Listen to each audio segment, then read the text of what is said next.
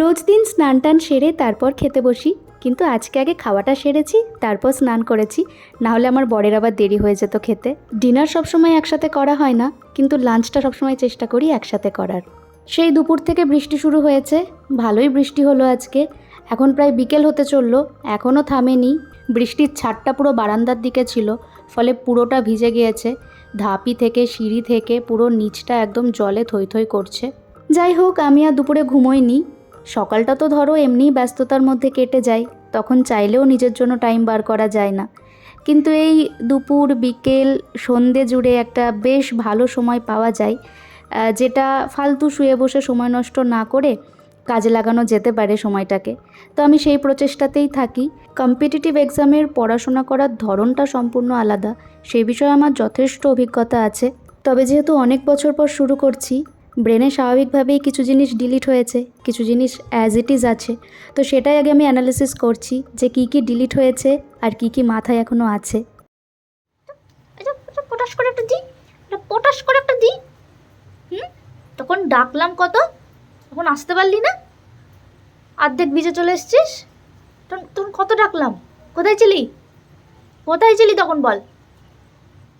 রানীও যেমন বকা খাই, এটাও মাঝে মধ্যে আমার কাছে বেশ বকা খাই। তো বৃষ্টি তো পড়েই চলেছে, তাই আর হাঁটতে গেলাম না। ছাতা বাড়িতে এখন একটাই হয়েছে, যেটা বর নিয়ে বেরিয়ে গেছে। আমার ছাতাটা কিছুদিন আগে গিয়ে আমি হারিয়ে চলে এসেছি। ছাতা রুমাল এগুলো আমি খুব হারিয়ে ফেলি, তো আবার একটা কিনতে হবে। তো ঘরের মধ্যে একটু ফ্রি হ্যান্ড এক্সারসাইজগুলো করছিলাম।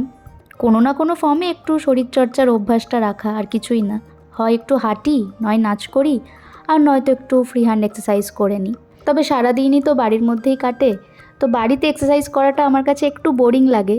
তার থেকে যদি সন্ধেবেলায় বাড়ির কাছেই এক পাক একটু হেঁটে নেওয়া যায়, তাহলে মাইন্ডটা আরও অনেক বেশি ফ্রেশ হয়।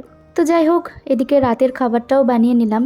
প্রেশার কুকারেই একটু ঘুগনি করেছিলাম, তবে হলুদ মটর দিয়ে না, এটা হচ্ছে ওই সবুজ মটর দিয়ে ঘুগনি। এটাও বেশ ভালোই লাগে খেতে।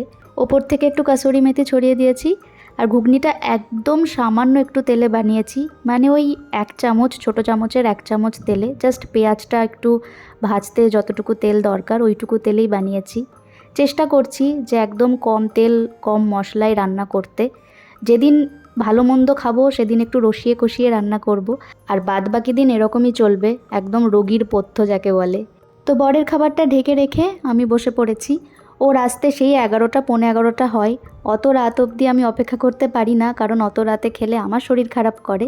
তো সেই জন্য আমি আগেই খেয়ে নিই ডিনারটা। তো চলো, আজকের মতো আসি। সকলে খুব ভালো থেকো, সুস্থ থেকো। টাটা।